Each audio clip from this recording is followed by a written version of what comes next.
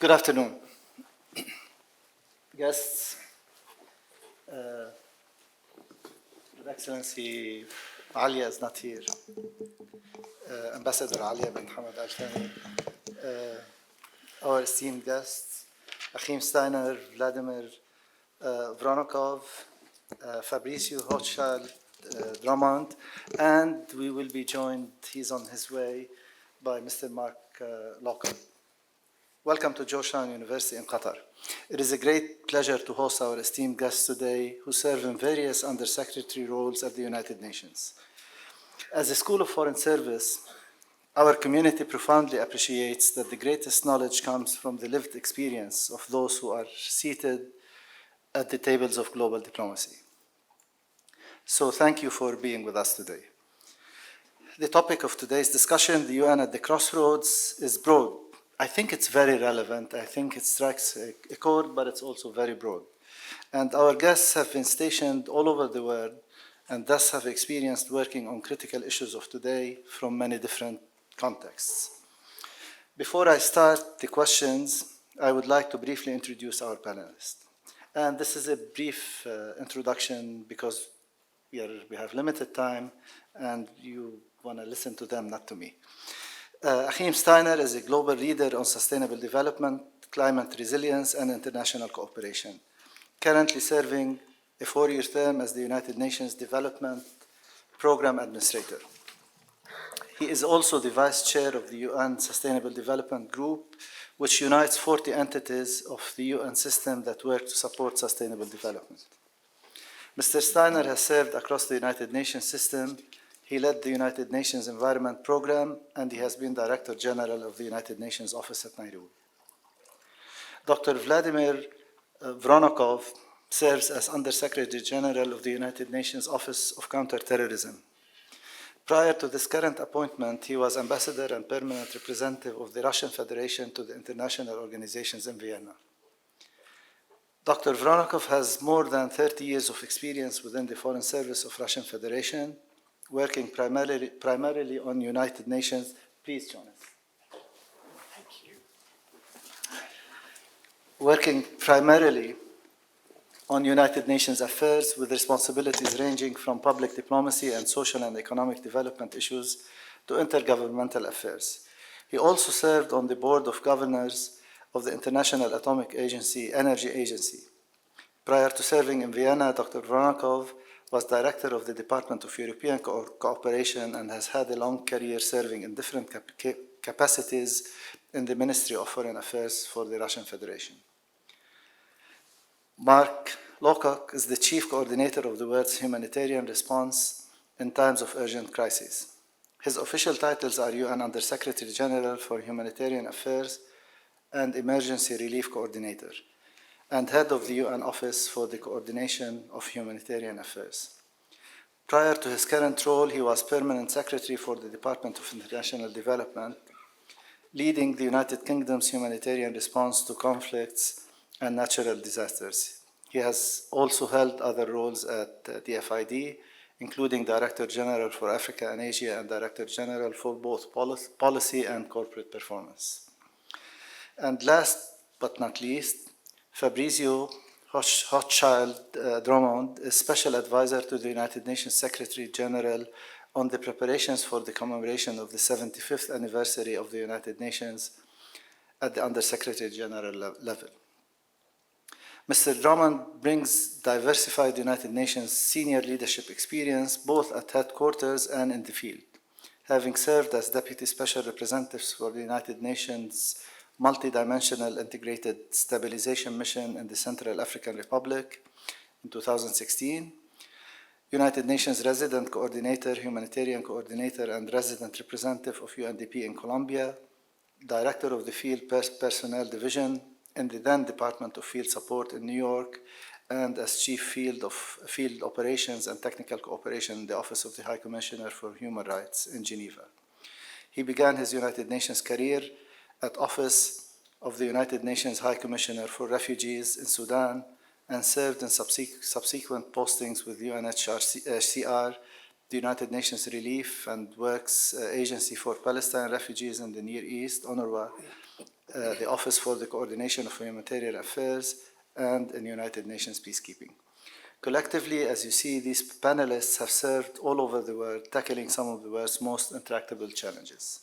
So I would like now to delve into some of the lessons learned and key challenges that are defining the world today. I should start by saying that the key challenge for the UN is gender balance. But I'm going to focus on other issues today. We lost the one, I have to say this. The one morals colleague who was going to be here. After a couple of rounds of initial questions, we will open the floor for questions from the audience. So the first question, to all panelists, please.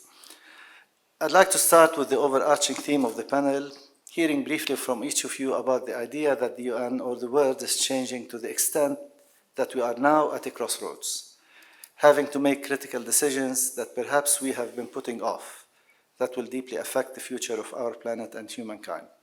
So, do you believe there is something different about today than in previous decades? And what are the key decision points you are working with, particularly around the issues of violent extremism and terrorism, migration and displacement, sustainable development, protracted conflicts, innovation and technology, and cybersecurity? So, please, the floor is yours. Thank you very much.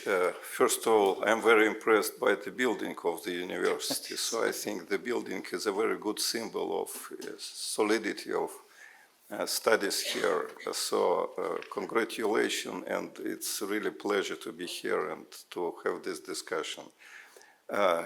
Regarding the question, yes and no. Of course, the history of the United Nations knows a lot of ups and downs.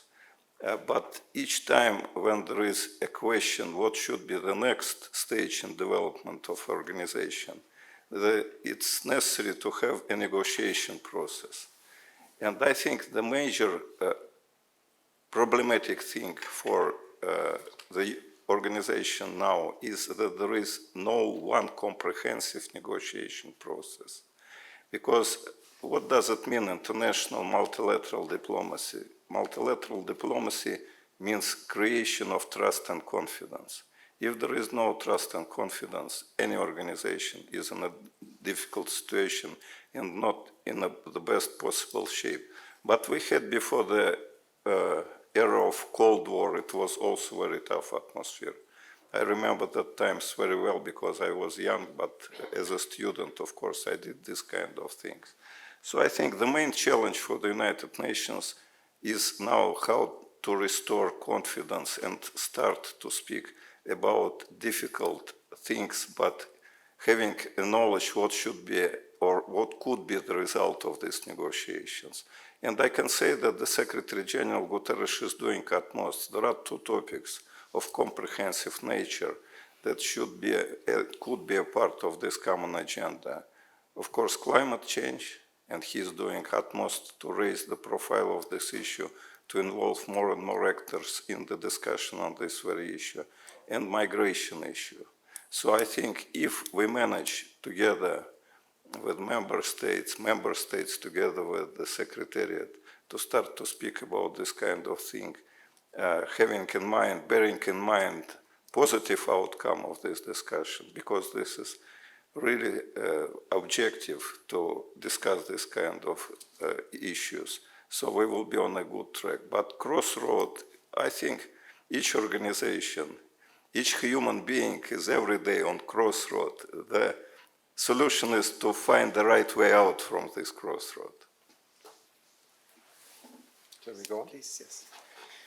Thank you, Dean, and I join Vladimir and my colleagues also in saying thank you for inviting us here. And I remember from last year's experience that both faculty and students don't give us an easy time. So the longer we can speak, the less exposed we are. But I want to pick up from where Vladimir just left off. I think this idea that there is something unique about this moment in time is in one sense true, but actually not if you take a historical perspective.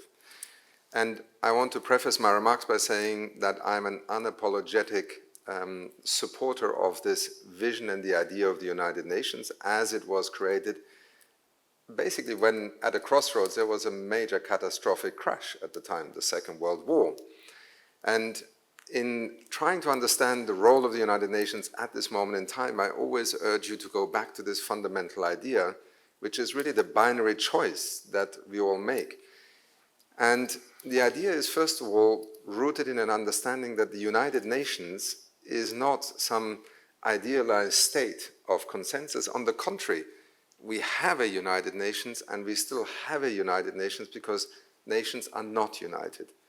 They can divide along geographical interests, economic interests, religious interests, and whatever the reasons are that we humans find ourselves on opposite sides of a debate. The extraordinary thing is we seem to be very capable of doing that, and history has shown that when we don't have a place where norms, standards, the rule of law, and also the right to be heard and to be listened to are provided for, we risk much greater likelihood of falling into conflict with one another and ultimately war. So the first thing is that over the 74 years of the history of the United Nations, there have been many crossroads, and I think sometimes people consider this to be a unique time, and certainly there are many elements that can describe the unique attributes of our time, but they do not challenge, in my mind, the fundamental notion that an international institution that is able to convene, not just by putting a table in the middle, but convene around the Charter of the United Nations, fundamental elements of the rule of law and international norms, is a vital part of our contemporary world. Now, in this world right now, we can describe it now as multipolar. And let's be honest, even when we had a Cold War, it was, yes, identifiable with two blocks, but within those blocks there was extraordinary differences in engagement, and therefore the complexity of the task of the United Nations to provide something that goes beyond what states alone could achieve, I think, remains as valid then as it was today. But here's the difficulty. You have a fantastic idea. It has actually survived 74 years, despite some of its pragmatic, sometimes very compromising outcomes that it had to live with, including the design of the Security Council. Many people today still consider the Security Council with veto powers to be the exact contradiction of the notion that is symbolized in the whole of the General Assembly. Every country, no matter how big, how large, how powerful, or how small, has a seat, has a voice, has a right to be heard. And then we have a Security Council. Why? Well, partly because the lesson we learned from the League of Nations is that, just because you have an idea that is powerful, the real world powers do not surrender their powers. So the Security Council, in some ways, was a very pragmatic, sometimes difficult compromise to keep the big powers within the fold of the United Nations in order to not have them walk out when it doesn't suit them. And I want to end just briefly by pointing to precisely the moment that we see multilateralism at work right now in Madrid at the conference. Tomorrow's media will say, conference failed, the United Nations failed, climate convention failing, the world is being failed. This is, in one sense, true when you look at the outcome of Madrid. But then let me ask you for a moment, who has been convening the world around, first of all, protecting the science for 30 years in order for science not to be hidden behind national arguments of interest? It's the Intergovernmental Panel on Climate Change, co-hosted and protected for 30 years by the World Meteorological Organization, the United Nations Environment Programme. The Climate Convention. Would we be better off if for 25 years the UN had not convened in the glaring lights of public attention the entire world to address the issue of climate change and to essentially enable citizens to see what is my country doing or not doing? And so the journey of addressing climate change in a transformative, unprecedented challenge of rethinking our 21st century economies is extremely complicated. But what you can see, if you look carefully at Madrid right now, is not the convention failing, because the Paris Agreement actually provides us with a framework. It is individual countries choosing or not choosing to walk forward. And therein, I think, lies both the tragedy of the UN, but also its power. It cannot undo that which member states decide not to do in a multilateral context. But the power of what is right and what is also fact, and what ultimately binds us together as nations, is actually more powerful in the end. And that is the one thing, I think, that has evolved from the 40s, 50s, and 60s, when we went beyond the nuclear threat, the issues we confront today, be they climate change, pandemics, cybercrime, extremism, migration, more than ever demand of us to be able to work together as a community of nations, however divided our interests may be. So the role of the UN is actually, in a sense, more central to what happens next than perhaps even over the last 30 years. Thank you. Thank you. I'd also like to thank you for the invitation to talk here. It's really a privilege to be among you. I should also say, not least in light of the Dean's comments, that what you see before us is not a typical view of the UN leadership. We happen to come from 3 different regions, but it probably doesn't look like that. But the UN leadership now is more diverse than ever before. Thanks to the reforms of the new Secretary General, it's over 50% women. This is not typical. And it's also geographically more diverse. Perhaps in age diversity, we're not quite there yet, except for some of the younger people among us. But so what you see is slightly the dinosaur image of the leadership. So please bear with us. I think we have to be very cautious about projecting into the past a golden age of multilateralism, a golden age of human rights. This morning I was in a panel on the post-truth era, a golden age when governments only spoke the truth. You know, those golden ages never quite existed, and with multilateralism, to the extent they existed, arguably sometime between after the fall of the Berlin Wall, and then you could put the end date with the Rwanda genocide or with Srebrenica, or if you wanted even shorter, with the Somalia fiasco. But that golden age didn't last very long. And multilateralism has been through many difficult times, not least through the Cold War, in the Cold War, as Vladimir argued. Having said that, I do think we face a unique set of challenges today. And that is in an ever more interconnected world, an invariably more interconnected world. It's not a question of whether you're a globalist or not a globalist. The world is more interconnected in ways that we cannot avoid. A growing number of global challenges, and the Dean alluded to some: climate change, the disruptive effect of new technologies, demographic trends and the pressures, migratory pressures, inequality between countries, protracted conflict and new forms of violence, including upsurges in transnational terrorism, challenges that can only be dealt with through international cooperation, which no government, however large, however mighty, however well allied with a group of friends, cannot deal with on their own. Such challenges facing the world, which will determine your futures, which will determine the futures of my kids, their grandkids, and at the same time, a retreat from the methodology of international cooperation. And that very dangerous contradiction, I think, is something we have to get beyond. What is the cause of that retreat? I think there are many causes. One is an upsurge in international rivalry, a privileging of superpower rivalry over cooperation. Another is, in a time of uncertainty, a sense that it's best to look inwards and close the shutters and the doors and retreat into national concerns. A loss of faith in the international order. As Achim said, there are many who would like to be internationalists who believe that international institutions are not delivering, are holding up false promises. And I think a certain level of multilateral fatigue. I don't know how many times I've heard from diplomats in New York who come from countries that traditionally are very internationally oriented, that this or that agenda, however important in the current climate, however much they'd like to advance it, it's just too difficult. And I think there's a sort of certain fatigue with the instrument that can be underestimated. So how do we change that? How do we get beyond this contradiction, which if we don't get beyond it, the future is seriously imperiled? And that is by making this endeavor more inclusive. That is by making it more inclusive, not only in terms of nationalities.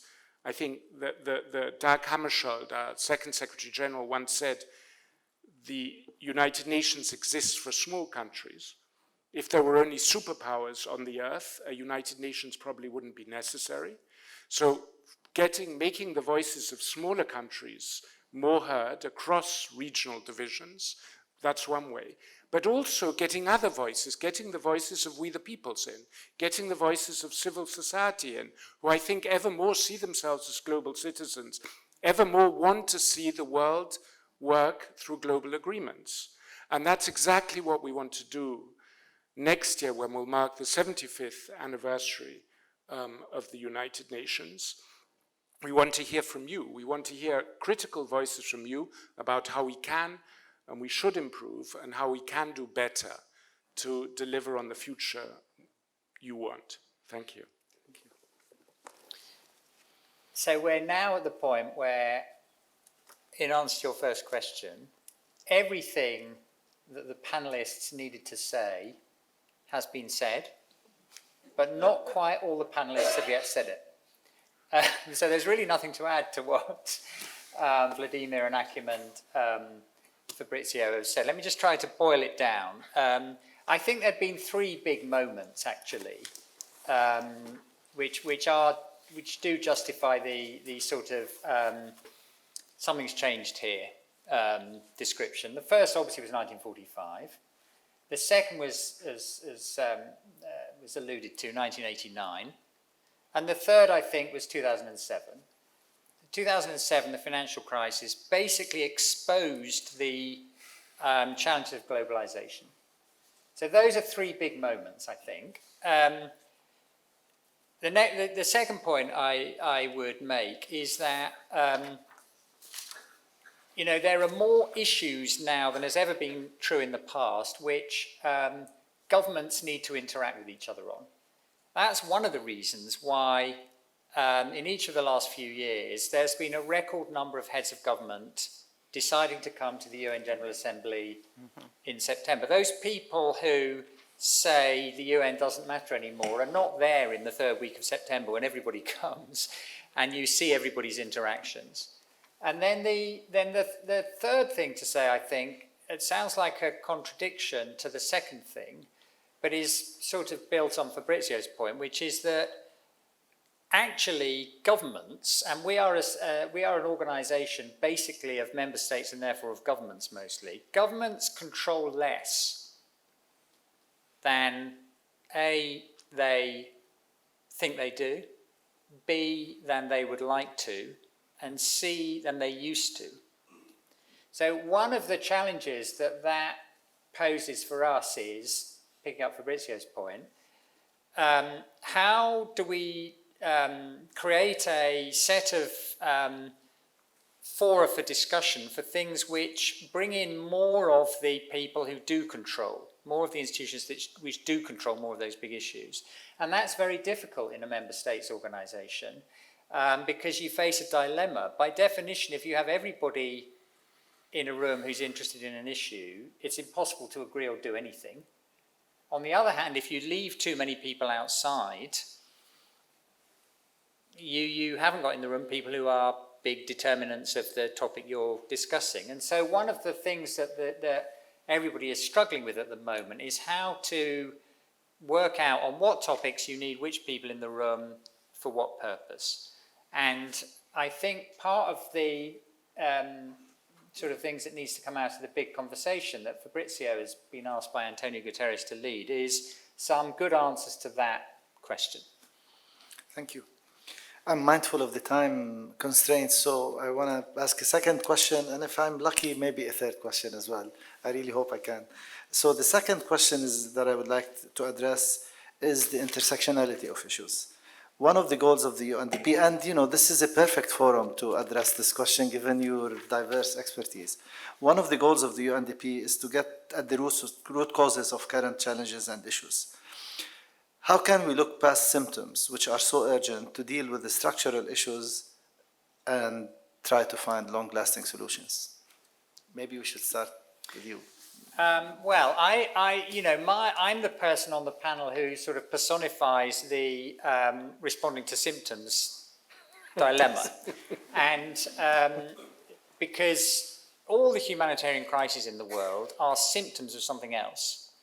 So, and I'm, you know, somebody, I'm actually fundamentally quite a lazy person.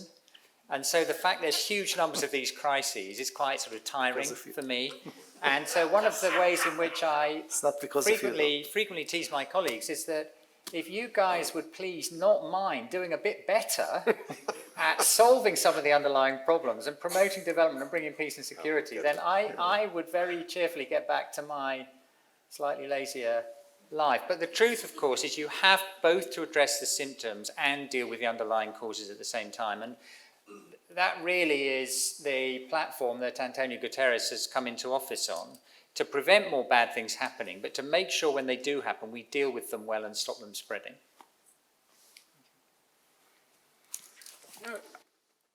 I think when we dwell on the challenges of the UN, we often look to some of the political processes, the dysfunctionality of the Security Council and its inability after hundreds of thousands of deaths, millions of refugees, to do anything major to advance the political process in Syria. The inadequacies, despite the best efforts of the Secretary General at the climate conference outcome in Madrid. I think what we often oversee is the incredible value of the work that's done every day by our colleagues in the field, represented here by Mark, Achim, and also Vladimir.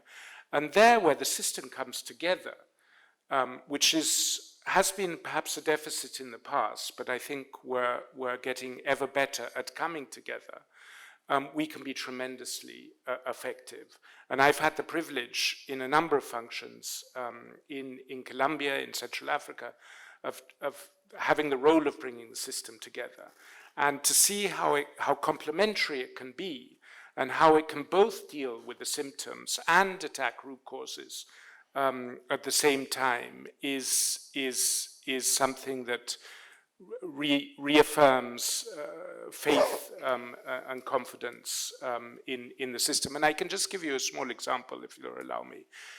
In my last duty station before working in New York, I was, as you said, I was the resident coordinator and deputy head of the mission in Central Africa, which had a history which came very close to genocide in 2013, and thanks to what was a member state, UN, AU-led intervention, was pulled back from the brink. And I think that's one of the rare examples where genocide has been averted by international action.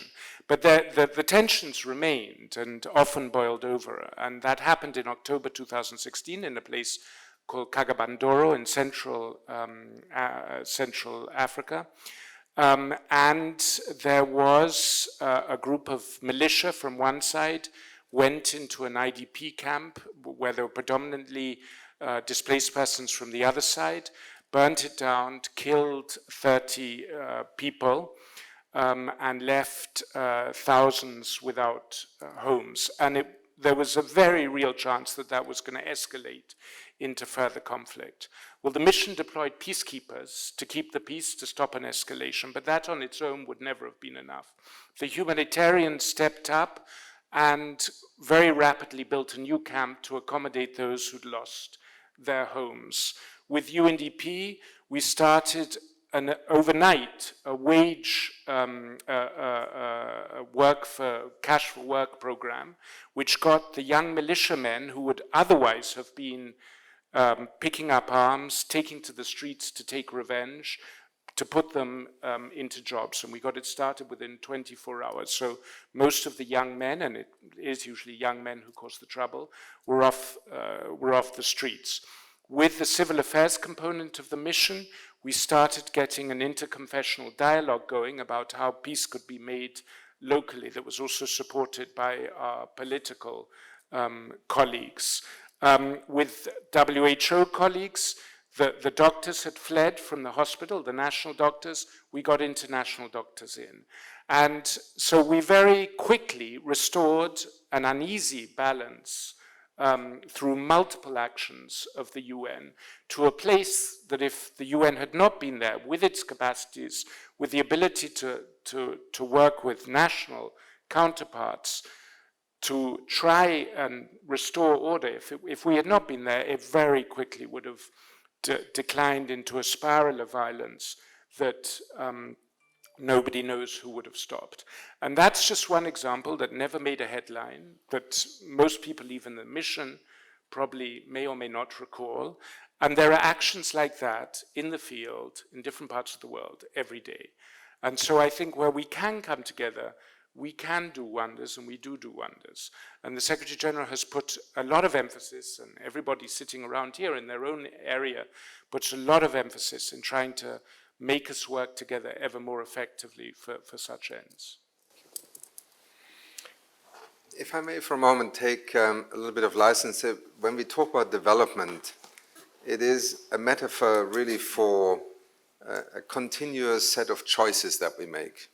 Development is a way of describing how a nation sets itself a vision, where it wants to go, where it invests, where it doesn't invest, who it bets on and who it may leave behind. And I think in that context, intersectionality describes really the complexity of trying to take an entire nation with very different legacies and sometimes access even to infrastructure forward into the next stage.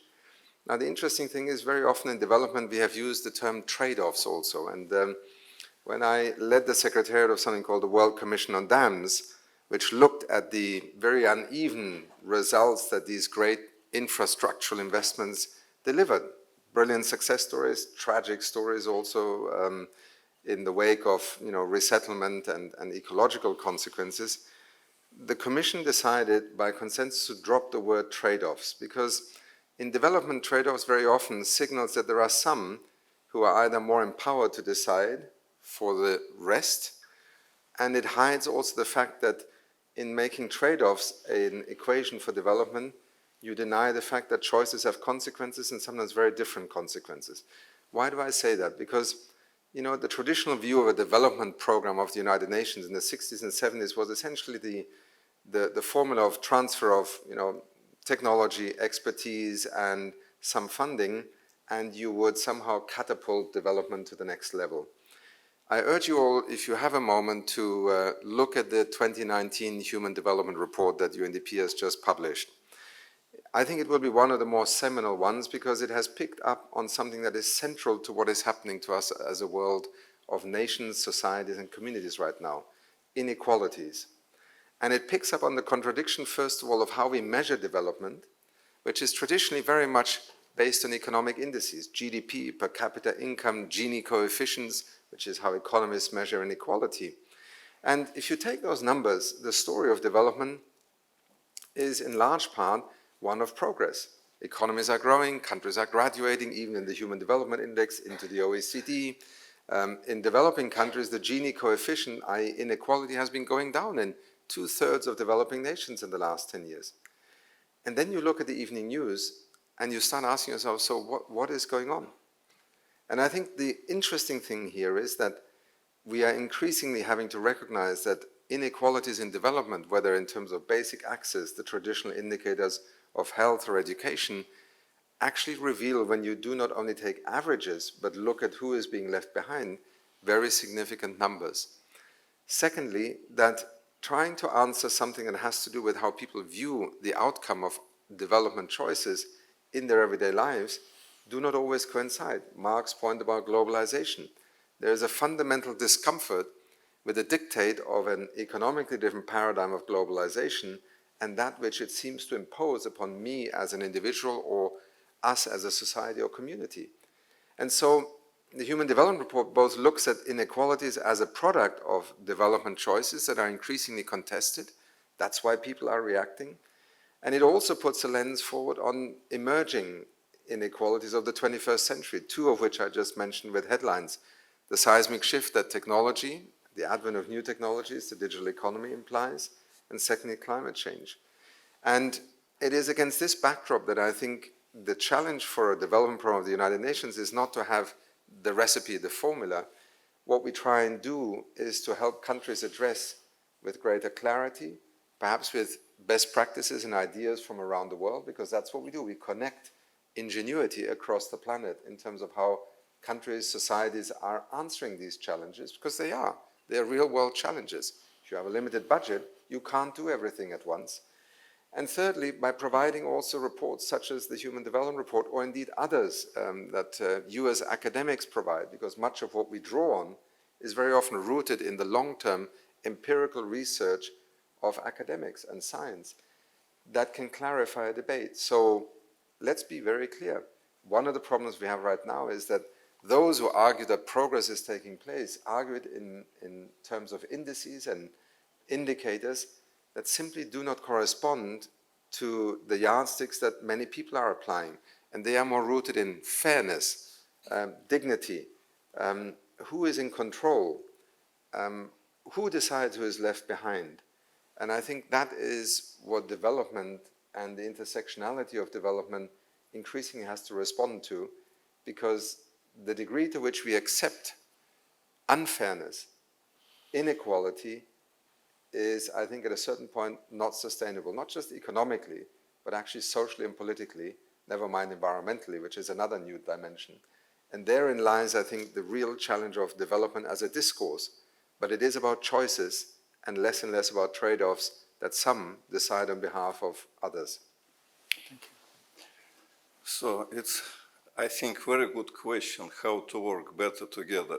But we started to joke together and to understand this joking. I think it's the beginning, sense of humor in this situation from time to time is more important than the predictable result. I'm joking a little bit.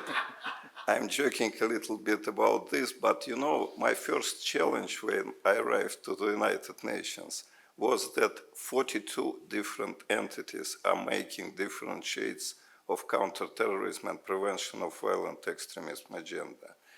And it's absolutely true, and of course we need to work like one UN, and we're doing this kind of job.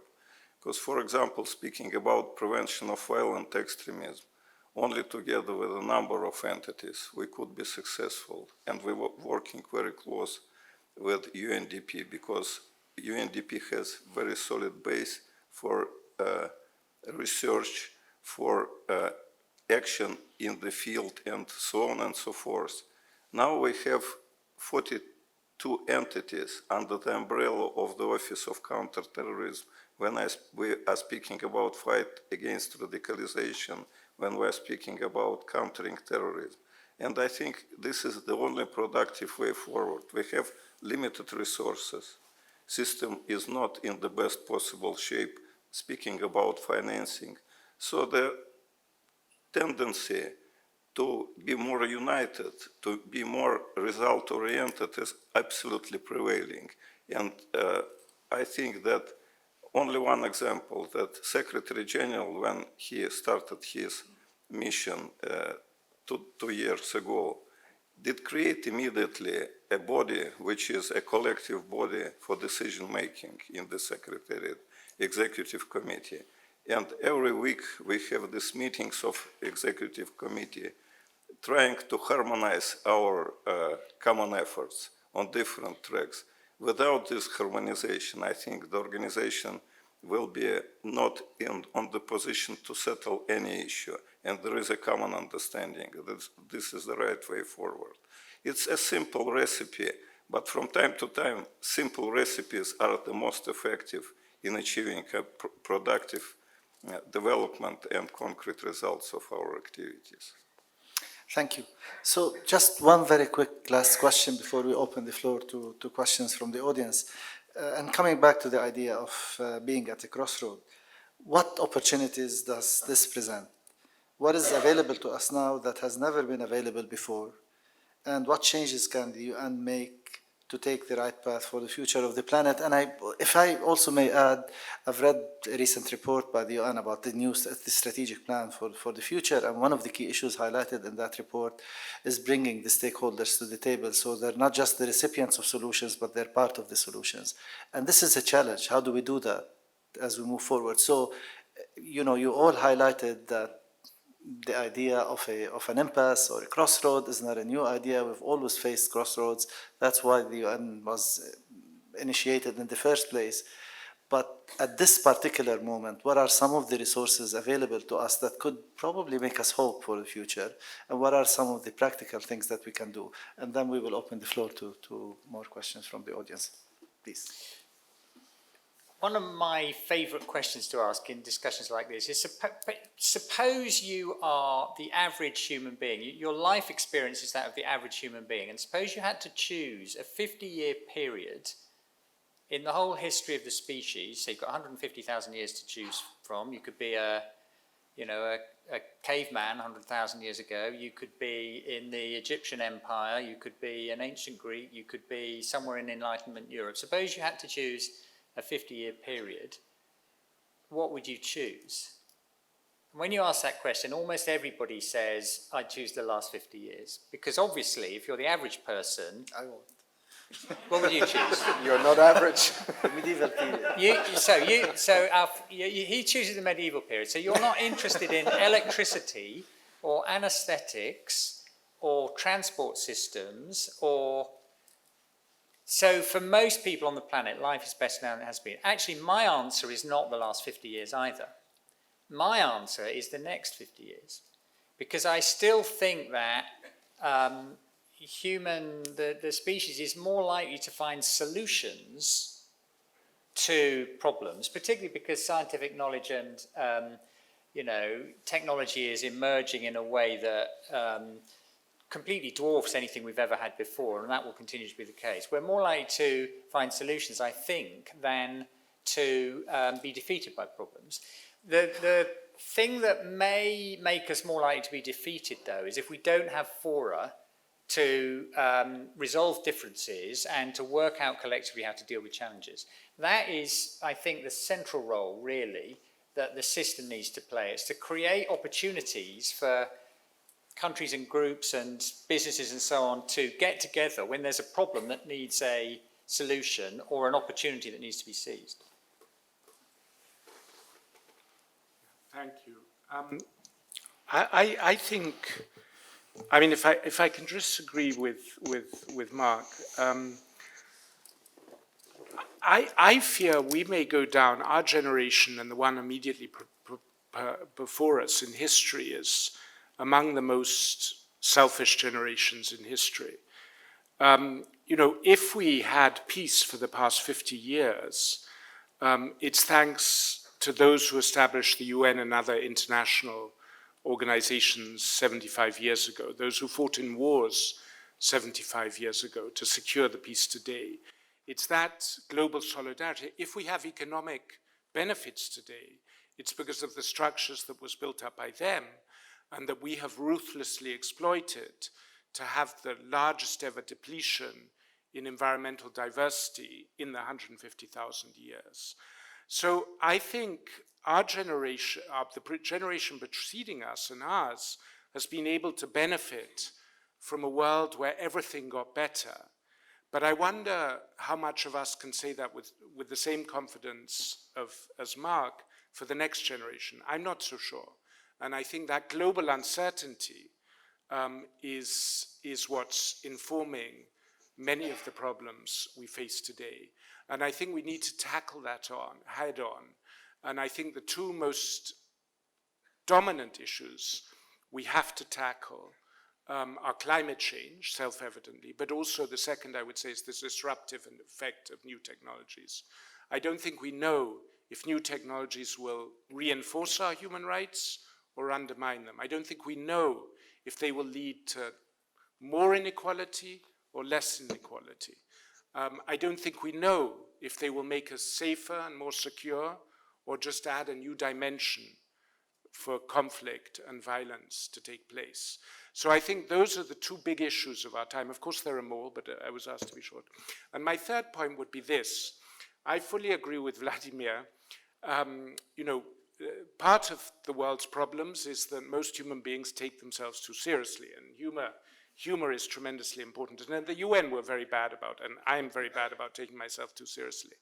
But humor in a multicultural setting is very difficult. I'm sure you've had that experience among you. What works well and is funny in one culture is not always so funny in another culture and can actually be quite offensive. So, you know, to advance humor in the UN is difficult because you can inadvertently upset people. So I suspect what is really needed is an international convention on humor. And that, as you are a very diverse university, perhaps you could do a first draft, and Vladimir and we will, as a panel, carry it forward to the UN. I'm just imagining how that would be negotiated. Well, thank you for this question, which is quite revealing, and Mark for adding, in a sense, a curveball, because I would also take a different tack. And I think in part it has to do with how we have experienced maybe the last 50 years or how we project into the future. If you live in Shenzhen today, or if you live in a country that has just come through a period of remarkably fast development, your outlook on the future of the digital economy, of that which lies ahead, can be extremely positive. And therefore, you know, that experience is extrapolated from an immediate kind of experiential reality. But I was reminded just now, Fabrizio, you said 75 years of peace, but actually, for many people, the last 75 years were not peace. In fact, you know, millions have died on the back of conflicts. We are in the midst of a situation where we have more conflict in the last few years than we've had for the last few decades. More people are dying again. Countries are being thrown back 10, 20, 30 years in their development. So if you are in that context, you will obviously view that reality very differently.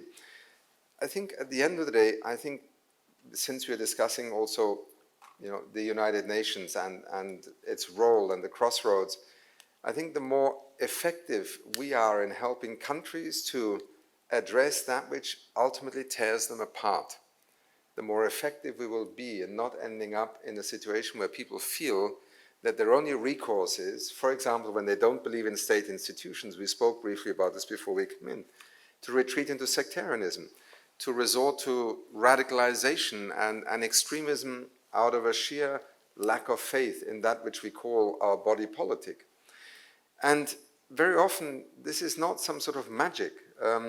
I just want to remind us that, and this is well before my time, we often talk about the Arab Spring. In fact, one of the regional human development reports of UNDP was in fact the Arab Human Development Report, which before, in a sense, things got very disruptive, was trying to signal that, you know, there was a combustion of frustration and of inequalities and of a sense of lack of perspective that could easily lead to a situation where people would disengage from the state or from the idea of a progressive view of development.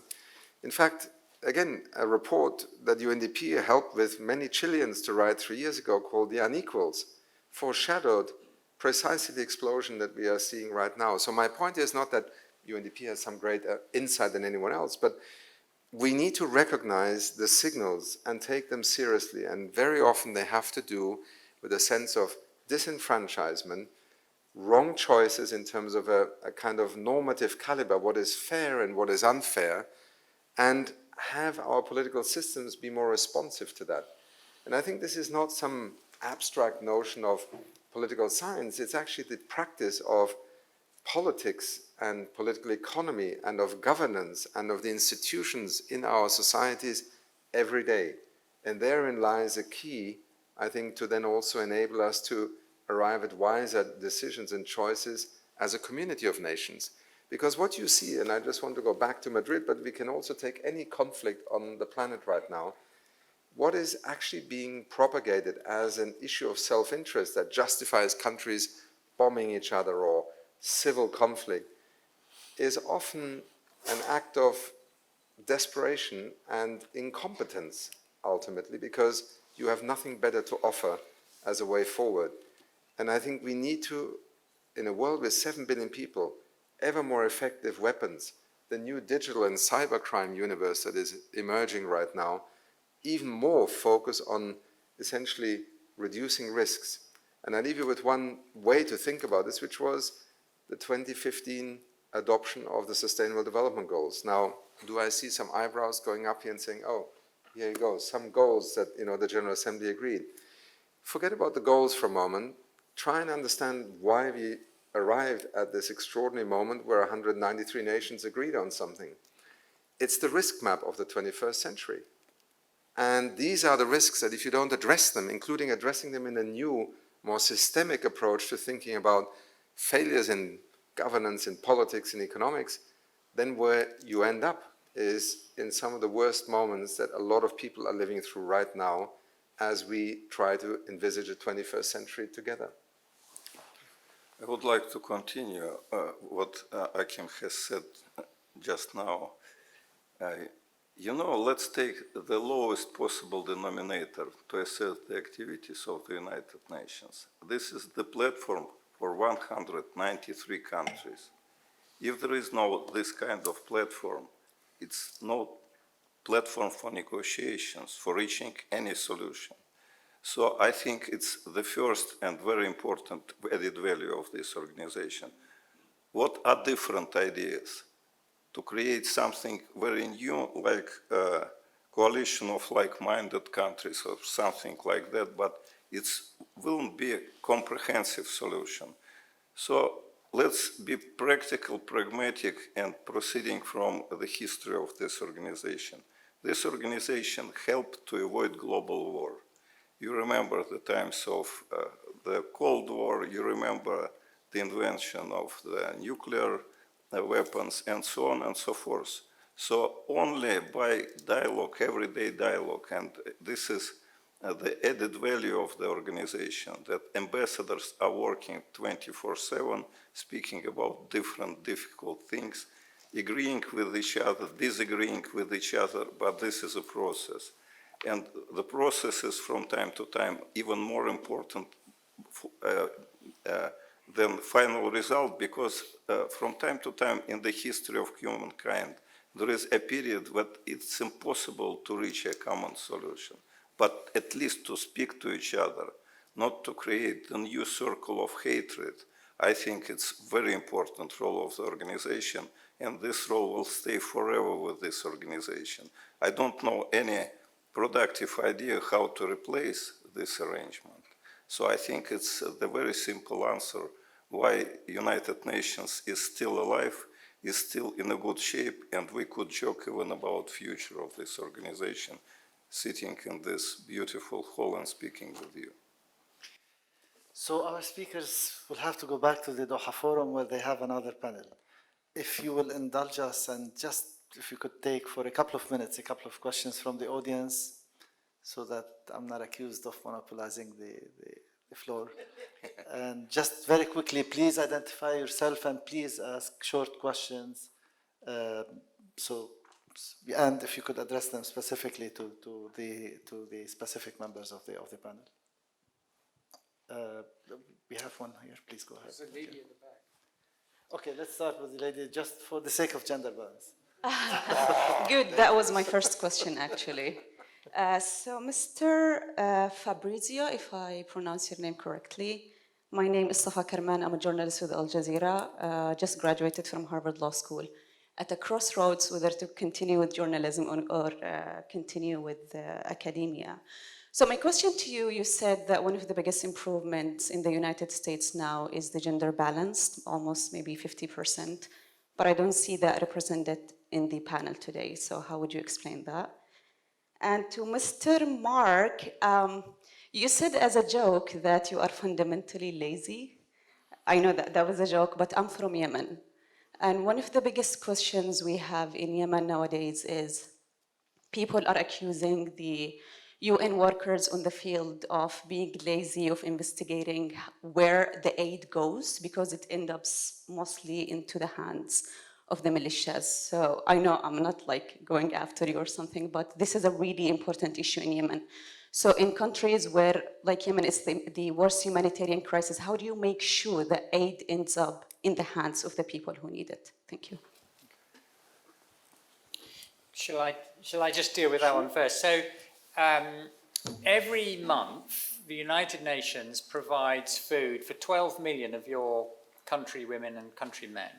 And we provide clean water for 7 million people, and we provide medical consultations for more than 1 million people. And we wish we didn't have to do any of those things, but we have to do those things because if we didn't, there would be a huge catastrophic loss of life. The people, we can only do them because member states voluntarily give us money to do them. They wouldn't do that if they thought the money wasn't going to reach the people who need it, and we wouldn't be able to get next year's money if we couldn't demonstrate what happened to last year's money. So the issues you talk about, corruption and diversion, are really, really big issues. But we spend a lot of our time and effort making sure that people, as far as possible, do get most of the help they need. And we don't just rely on the organisations providing the help. So it's not just the World Food Programme who we rely on to tell us whether people have got the food. We hire independent third-party people who travel around the country with lists of what people were supposed to get and ask them whether they got what they had got. And there are some problems, but what we find when we do that is that 95% of the time, the people who are supposed to get something got what they were supposed to get. And if that wasn't true, no one would give us any money into the future. Do you want to take a number of questions? Sure. Please. My name is Christian Stefanescu. I represent Containment Security Services, a local security company. I would be very interested and honored to cooperate with the United Nations into trying to support the efforts for peace. And as a security company, local security company, how corporate can support such an organization? That's the first question. And as a second question, it's more like a rhetoric question. I'm just looking a little bit back. I'm from Romania. Looking a little bit back, 1989 revolution hasn't brought much to Romania, except for freedom, that's true, which is huge.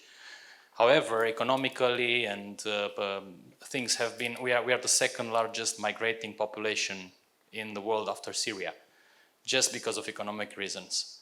And that's happening in Iraq, that's happening in so many other places, Syria and so on. How can United Nations support people to return back to their countries and have a normal life there? Thank you. You still have a question?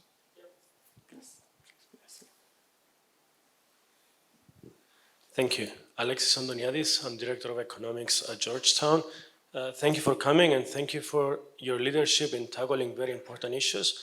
I think for the average citizen, we have the crisis going on in Syria, in Yemen, everywhere you look, even economic crisis in Romania, and you have been working very hard to tackle some of these things. Even to the legal and unjust blockade against this very state of Qatar, and we feel the weakness of international institutions beside the best efforts to address this, at least in the time frame that we would have liked. But if you take that with maybe weak leadership in some of the biggest power, and given what's going on in the US right now, in the UK, my question to you is, the people that will come to replace you, the young generation, will they have an easier time at your office doing the same work, or things will be much more difficult moving forward? Thank you. And we will take 2 more questions. I'm sorry, we'll take 2 more questions. But please, short, quick questions. 1 question only. Fahad Al-Marri, thank you very much for being with us today. I just want to ask 1 question. As you know all, today Qatar is almost 1,000 days beyond the blockade. So what the UN has added, if suppose Qatar is like Hamas or like Gaza, under blockade now since long time, that's mean are the UN will look at us suffering under the blockade like Gaza? They haven't added anything. So can you show me 1 example of what they have added to remove that blockade? The countries under blockade, they are creating lists to Vladimir, creating lists of terrorism people, adding them in list and publishing it, and banks and institutes are taking this list against these people. So how you can stop these countries from reacting and behave of the UN? Thank you very much. And one last question over there. Sorry, we have to.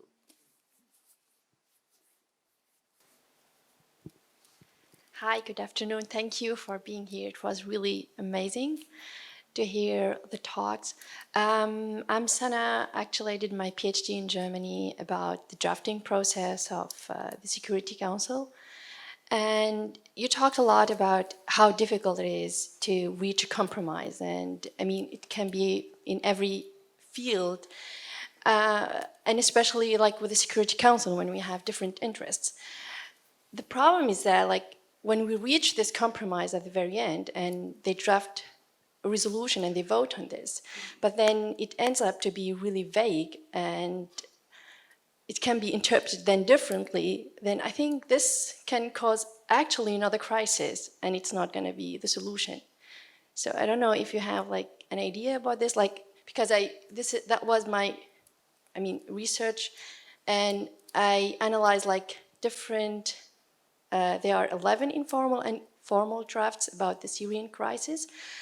And after 11 drafts, they managed to draft and vote on one resolution. And when I analyzed the word choice and how it changed it from the first to the second to the last resolution, I was really astonished. And I thought, okay, are they going to really reach a solution with this?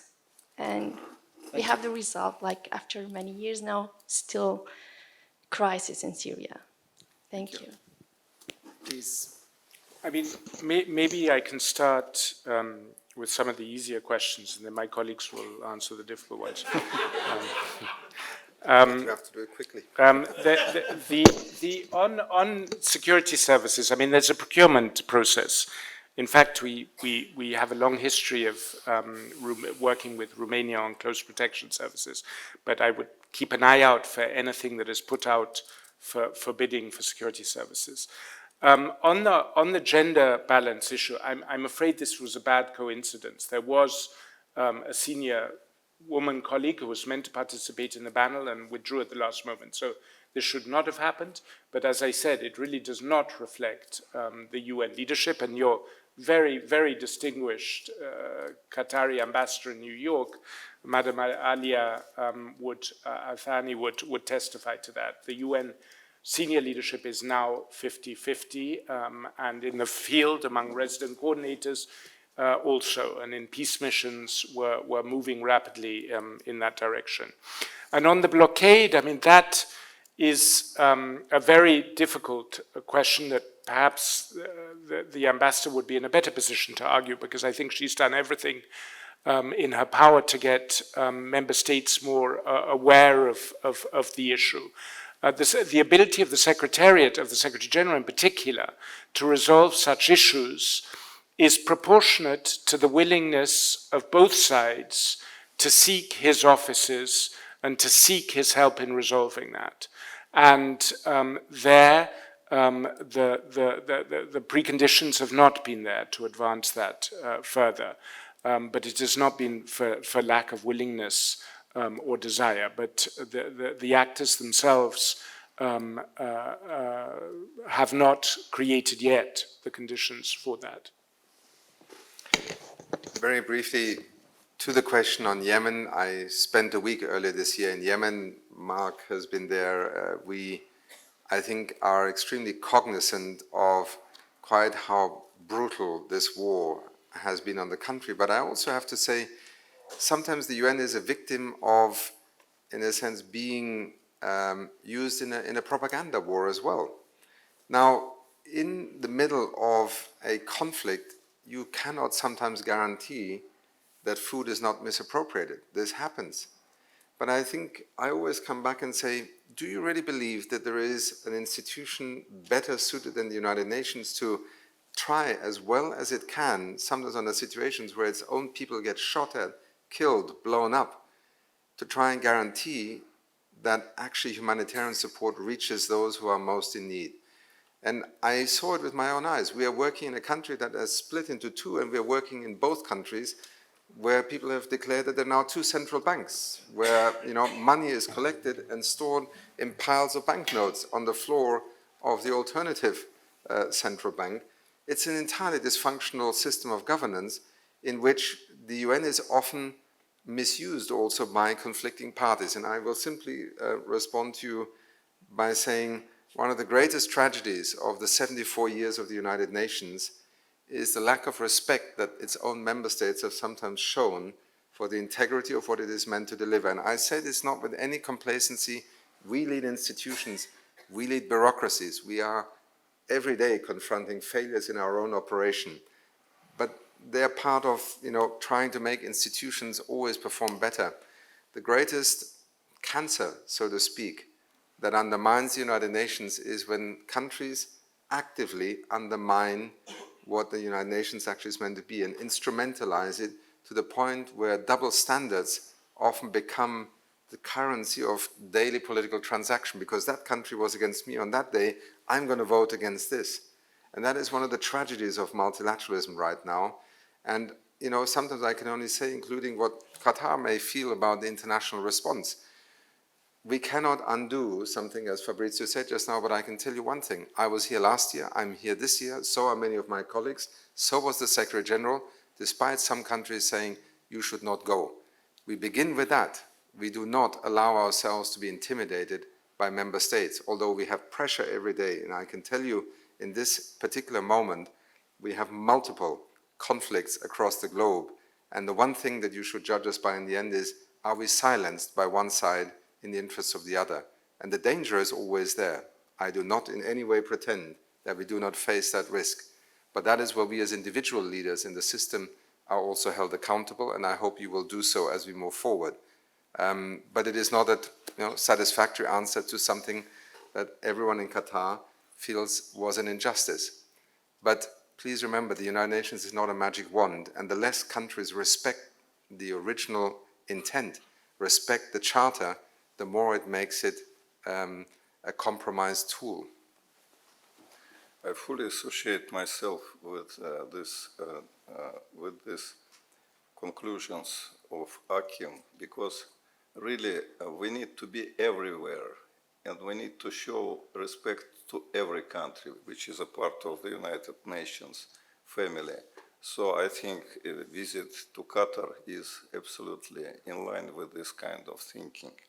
And secondly, let's be really serious with regard to the United Nations. United Nations is not something which is created by itself.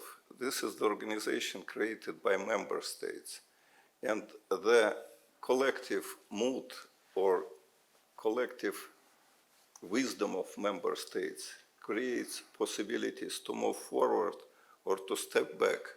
And of course, countries are creating the agenda of the United Nations. And again, I fully agree with Achim. Preserving of principles of the United Nations organization is, I think, one of the key commitments of every state. And if it's the case in this situation, we will have absolutely different feeling about the capacities of this organization. We could be more productive, we could work more and more efficient. And this is the task for the Secretariat. We are part of this executive structure, which is designed for implementation of agreements among member states. But member state is a crucial moment, is a crucial chain in the whole mechanism. Because of that, of course, it would be the right understanding that only together with civil society organizations, only together with engagement of business community, any country could create the necessary base for working together with others, for creation of good climate of this cooperation, for creation of good base for multilateral efforts.